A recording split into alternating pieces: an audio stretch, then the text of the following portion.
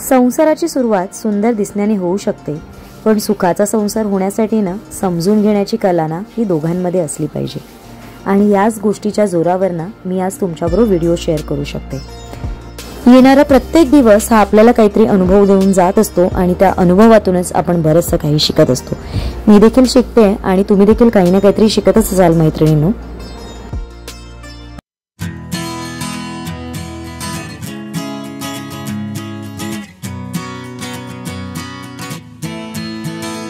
शुभ सकाळ मैत्रिणींनो। सुंदर अशा दिवसाच्या सुंदर अशा शुभेच्छा। मी प्राजक्ता आणि आपल्या एका नवीन ब्लॉग मध्ये तुमच्या सगळ्यांचं खूप खूप मनापासून स्वागत करते। दिवसाची सुरुवात झाली आहे, माझ्या कामांना सुरुवात झाली आहे। दिवसाची सुरुवात म्हणण्यापेक्षा माझ्या कामांना आता सुरुवात झालेलीच आहे। सो इथे मी दिवाबत्तीचं जे तेल आणलेलं ते मी एक ट्रान्सफर करून ठेवते। मी वेगळंच असं काही भांडं वापरत नाही। मी अशीच एक माझ्याकडे छोटी 100 ml ची बॉटल आहे, त्याचमध्ये मी हे दिव्यांचं जे तिळाचं तेल आपलं आणलेलं असतं ते मी असं ट्रान्सफर करून ठेवते। म्हणजे मग प्रत्येक वेळेस मोठी बॉटल काढायला त्रास होत नाही आणि ते छानपैकी व्यवस्थित कुठे सांडलंय का ते होऊ नये म्हणून क्लीन करून टिश्यू पेपरने रॅप करून आता ही बॉटल करून ठेवते। इथे बघू शकता साईडला माझी चहा देखील रेडी झाली आहे। आणि आता आज आहे ना मी तुमच्याबरोबर एक रेसिपी शेअर करणार आहे आणि ती आहे मटनची रेसिपी। मटणाचा रस्सा आपण कसा करू शकतो झटपट मला पण करायचा आहे, कारण तुम्ही बघू शकता कामं तर भरपूरच असतात। कारण आता मी आले ऑफिस मधून आणि सगळं आवरून आहे ना माझं थोडीफार काही कामं करायची होती ती मी तुम्हाला दाखवली, मी आधी केली आल्यावर। आणि आता जवळपास 8 वाजलेत आणि मटणाचं असं काही ठरलेलं असं अजिबात नव्हतं। सडनली असं झालंय की काय बनवायचं जेवणाला। आज व्हेज मध्ये नको होतं म्हणून नॉन व्हेज मध्ये काय बनवायचं, कारण चिकन जरी आणलं तरी 1 किलो वगैरे जर आणलं ना तर मग ते परत उरून जाणार। उद्या गुरुवार आहे, सो म्हणून मग मटण घेऊन आले हे।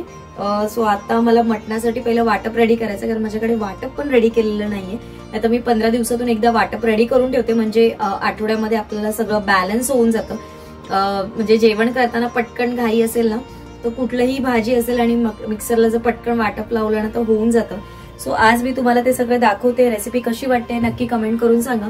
आणि थोडंफार मी जे काही सामान देखील आणलंय, म्हणजे मी तुम्हाला म्हटलेलं की बाकीचं सामान मी माझ्या लोकल स्टोअर मधनं भरते, ते कशा पद्धतीने काय विचार करून मी तिथून ते सामान भरते ते देखील आजच्या ब्लॉग मध्ये मी शेअर करणार तुमच्याबरोबर। तर व्हिडिओ कुठे स्किप करू नका, सुरुवातीपासून शेवटपर्यंत बघा। व्हिडिओ आवडला तर लाईक शेअर, चॅनलला सबस्क्राईब करायला विसरू नका। तर चला तर मग आता आपण सुरुवात करूया।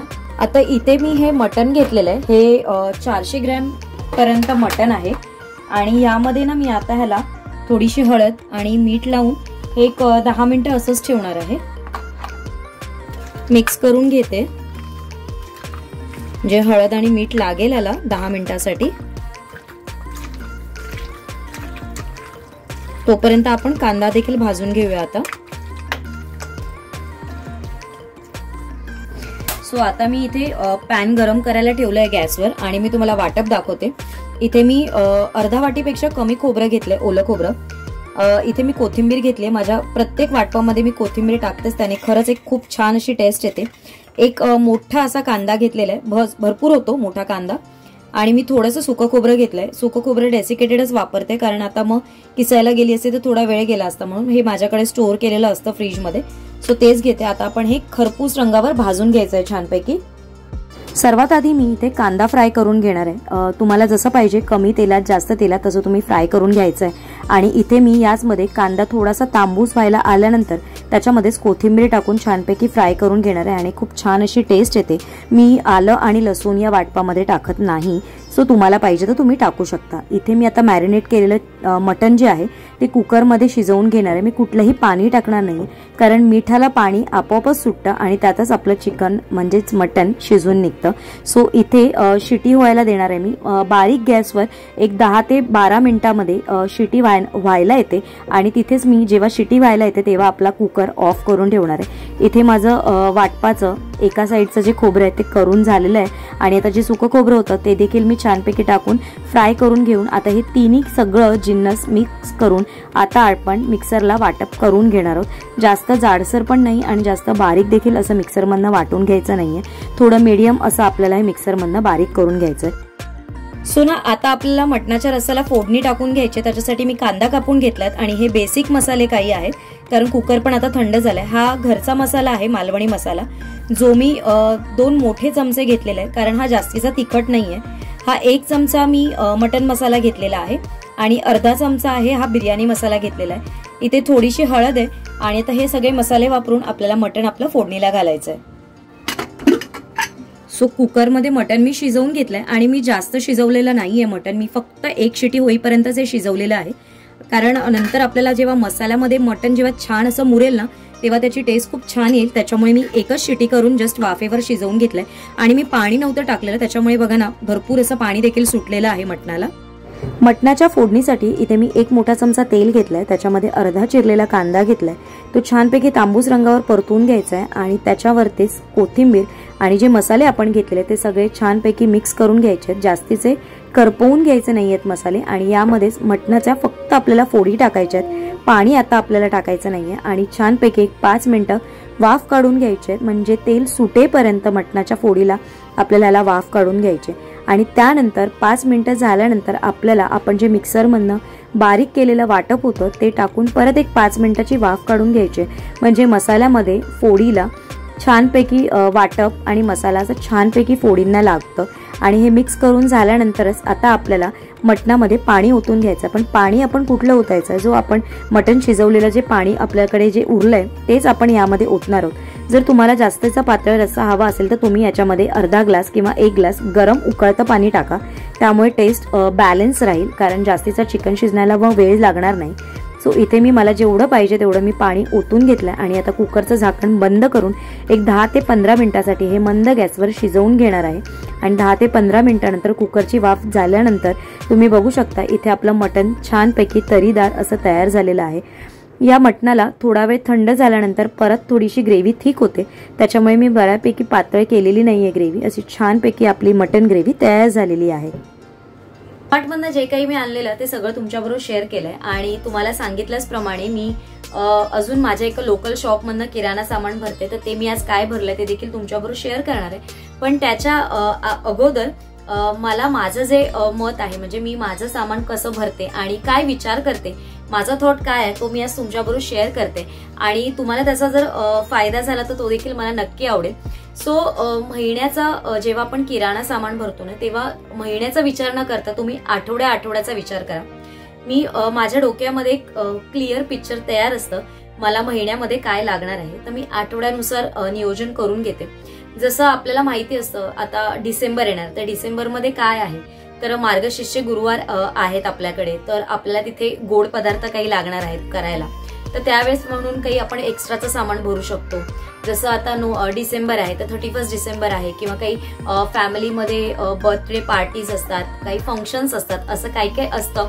सो अशा वेळेस सगळ्या गोष्टीचा विचार करून आपण एकत्र सामानाची लिस्ट करून घ्यायची.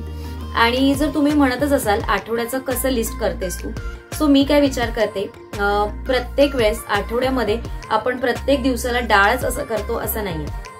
तर मी ठरवलेलं असतो 1 किंवा 2 दिवस माझ्याकडे वरण असतं, वरण डाळ आमटी जे काय असेल ते. एखाद्या दिवशी कडधान्याची मोड आलेली आमटी असते, एखाद्या दिवशी तुम्ही कढी जे आपल्या दह्याची जी कढी असते ती कढी करू शकता, एखाद्या दिवशी नॉनव्हेजचं ग्रेव्ही काही करू शकता, एखाद्या दिवशी आपण फिश जे असतं त्याची ग्रेव्ही करू शकतो.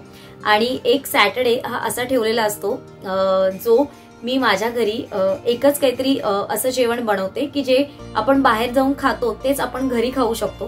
म्हणजे एखाद्या वेळेस मिसळ पाव, पावभाजी, बिर्याणी, पुलाव, चायनीज नूडल असं आपण काहीतरी घरी बनवू शकतो. म्हणजे आपण आठवड्याभरामध्ये पूर्ण व्हरायटी आपल्या मीलमध्ये घेऊ शकतो. आणि कसं आहे ना, सगळंच आपल्या शरीरात जातं, म्हणजे फक्त कडधान्य किंवा फक्त डाळी असं आपल्या पोटात जात नाही. आणि जर तुम्ही ब्रेकफास्टचं म्हणाल ना तर ब्रेकफास्टमध्ये आपण तसंच मॅनेज करू शकतो. जसं आपण रवा भरतो, त्याच्यानंतर पोहे भरतो, तर आठवड्यातून एकदाच आपण रवा खाऊ शकतो, एकदाच उपमा खाऊ शकतो, एकदाच आपण पोहे बनवू शकतो किंवा वेगवेगळ्या डाळींचे वापरून अप्पे, उत्तप्पे, इडली असा काही नाश्ता करू शकतो.